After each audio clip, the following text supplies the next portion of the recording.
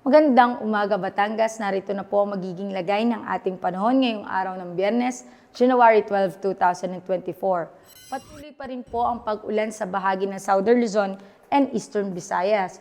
Dahil pa rin po yan ang shear line o linya kung saan nagtatagpo ang malamig na hangin na northeast monsoon at mainit na hangin na easterlies. Samantala, yung northeast monsoon o yung hanging amihan ay nananatili pa rin malakas na siyang magdadala pa din na mahihinang pag-ulan at malamig na temperatura sa ilang bahagi ng Luzon.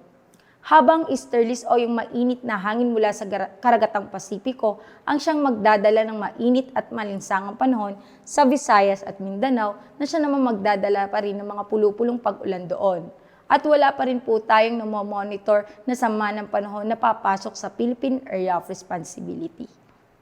Para naman po sa probinsya ng Batangas ay makakaranas po tayo ng minsanang maaraw at bahagyang maulap hanggang sa maulap na kalangitan na sasamahan ng kalat-kalat at mahihinang pag-ulan, dulot pa rin po yan ng shear line. Sa hilagang parte ng Batangas ay may 4% tsansa ng pag-ulan. Samantala sa silangan at timog parte ay may 16% tsansa ng pag-ulan, habang sa kanlurang parte ng Batangas ay may 3% tsansa ng pag-ulan. Kaya paalala po natin sa ating magigiting na kabatang na magdala ng pananggalang sa init at sa mga posibleng pag-ulan.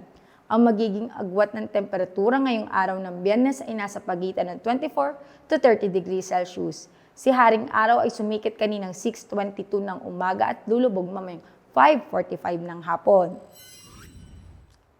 Lagi po nating tatandaan, ligtas ang may alam. At tulad ng laging paalala sa atin ni Governor Mandanas, laging maging handa, ingat at magiting. Mula po dito sa Batangas Provincial Disaster Risk Reduction and Management Office, ako po si Raven Natasida nag-uulat. Magandang umaga po.